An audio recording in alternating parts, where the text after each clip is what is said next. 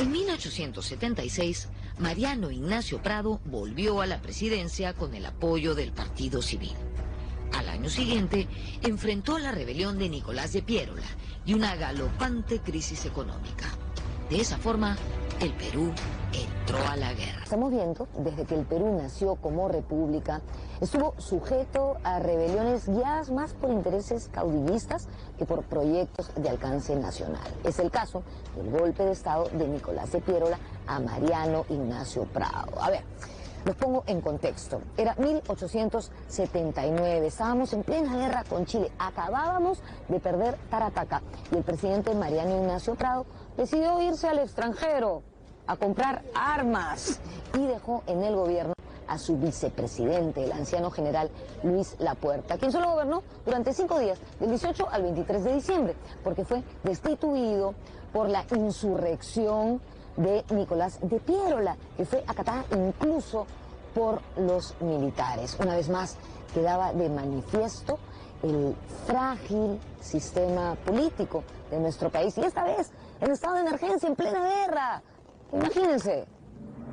Él ha perdido, básicamente, el dominio sobre el mar. Se vienen una sucesiva cantidad de derrotas en la campaña del sur, y ante esta situación Mariano Ignacio Prado tiene a un importante rival político, que es un civil, que es Nicolás de Piérola, a un joven, y en esta condición de creciente desprestigio de la autoridad de Prado, lo que busca es tener una salida política. Invita a Piérola a participar en el gobierno como miembro o como presidente de su gabinete. Y Piérola rechaza esta invitación. Ante el vacío, digamos, la debilidad manifiesta de Mariano Ignacio Prado, perdiendo batallas en el sur y ante, digamos, una cada vez más desafecta población, decide tomar la decisión arriesgada de ir a traer armamento de guerra al extranjero, y esto lo hace, algunos lo consideran de manera clandestina, por lo menos sin que la población, que se publique, o sea, público este acto, y se considera pues esto como sino como una traición a la patria, así como una deserción. Ante ese vacío, Nicolás de Piérola toma el poder y se convierte en dictador, ¿no? Funda la dictadura.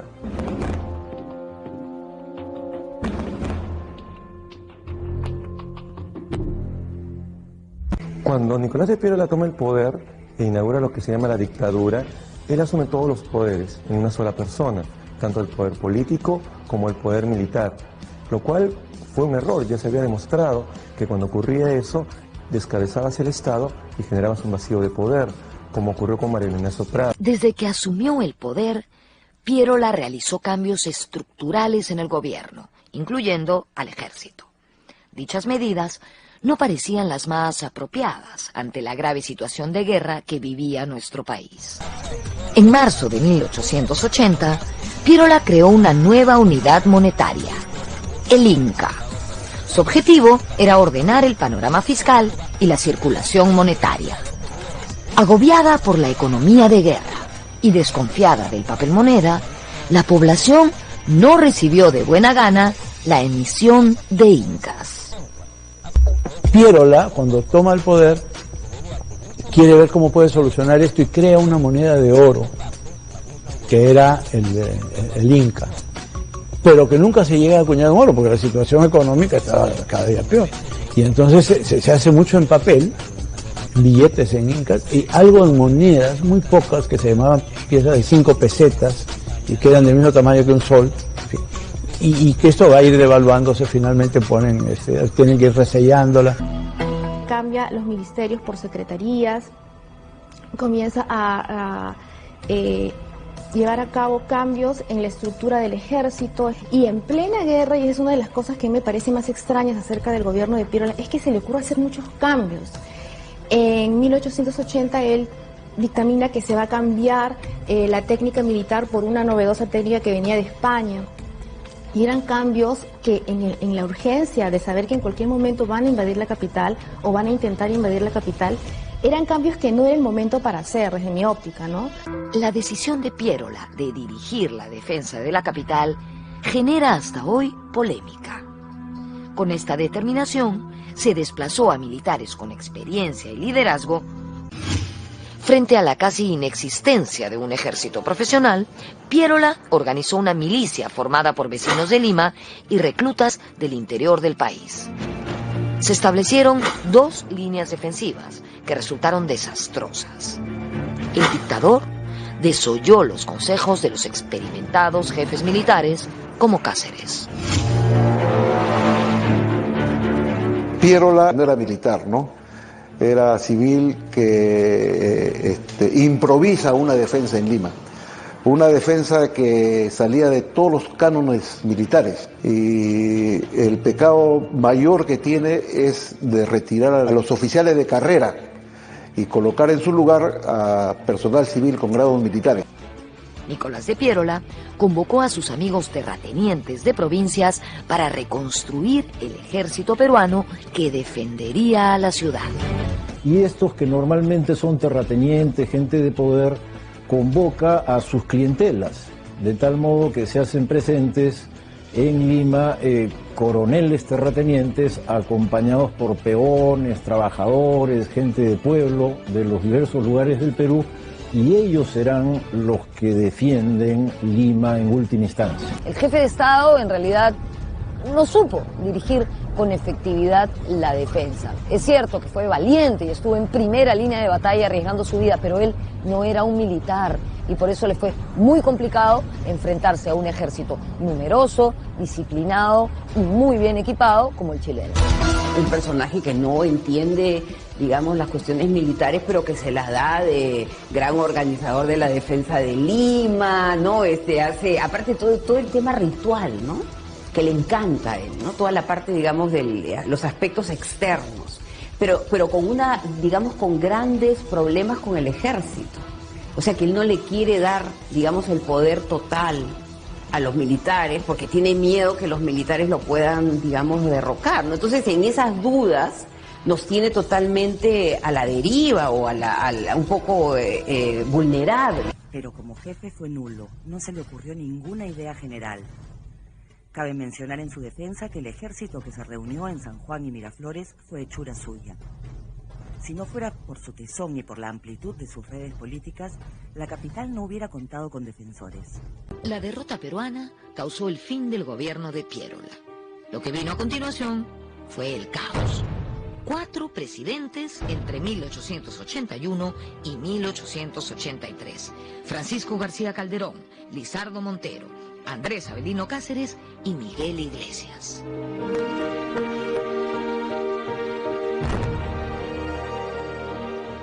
Es una total vergüenza. ¿Qué pasa con Chile mientras tanto? No tiene un solo golpe militar desde 1831. En plena guerra están en elecciones, hacen una elección con 4 candidatos y transfieren el poder constitucionalmente en junio del 81 mientras tienen Lima ocupada, ¿no? Ese es un país institucional. Cuando nos preguntamos por qué ganó Chile la guerra, esta es una de las razones fundamentales, ¿no? Institucionalidad versus desmadre. República versus colectivo bananero. Pero después de la derrota en los campos de San Juan y Miraflores en enero del 81, los civilistas deciden desconocer a Piérola y crear su propio gobierno. El 25 de febrero instalan a Francisco García Calderón en el poder. Invadida la capital y prófugo Piérola, el gobierno provisional de la Magdalena, dirigido por Francisco García Calderón, se vio obligado a pagar cupos en dinero a los invasores. Los billetes incas continuaron emitiéndose, pero sufrieron falsificación y desprestigio. Cuando los chilenos invadieron Lima en la Guerra del Salitre, se negaron a recibir los billetes y solamente querían recibir los soles de plata, lo cual ocasionó una peor desvalorización del billete. Y esto produjo pues una hiperinflación espantosa entre 1881, ¿no?, que llegan los chilenos, a 1888. Y tenemos una situación de guerra civil entre Piérola y García Calderón. García Calderón es apoyado por el ejército chileno que le da hasta armas y uniformes para competir contra Piérola. Piérola finalmente, cuando pierde el apoyo de sus jefes militares, se ve obligado a renunciar en octubre del 82. Formalmente García Calderón puede volver al poder, pero García Calderón ha entrado en arreglos con Estados Unidos para conseguir el apoyo norteamericano, para evitar ceder territorio. Los chilenos querían que el Perú entregue Tarapacá, Tacna y Arica, mientras que García Calderón les ofreció solamente una compensación económica. Lo que convence a los jefes militares, incluido Andrés Avelino Cáceres, de quitar el apoyo a Piérola y continuar a apoyar a García Calderón, primero es el sentimiento de que Piérola se ha desentendido de la guerra con Chile, está más preocupado por su conflicto con García Calderón. Y lo segundo es que García Calderón viene con una oferta muy tentadora, y es que los norteamericanos se comprometen a utilizar la Armada norteamericana para obligar a Chile a aceptar compensaciones económicas sin compensación territorial. Los chilenos montaron en furia porque lo habían dejado elegir creyendo que sería un títere en sus manos y lo mandaron preso a Chile. Ahí pasó 1000 penurias, fue acompañado por su esposa y pasó 3 años de cautiverio. El ministro norteamericano en Lima, ministro es un grado dentro de la carrera diplomática, ¿no? El ministro Mr. Christensen manda una carta al Departamento de Estado norteamericano, confidencial, hecha pública después, en que le explica la situación y le dice que le conviene a Estados Unidos apoyar a Perú porque hay sectores de la clase dominante peruana que serían favorables a incorporar al Perú como un protectorado norteamericano. Esto es apoyado por sectores políticos del Perú y también sectores del clero.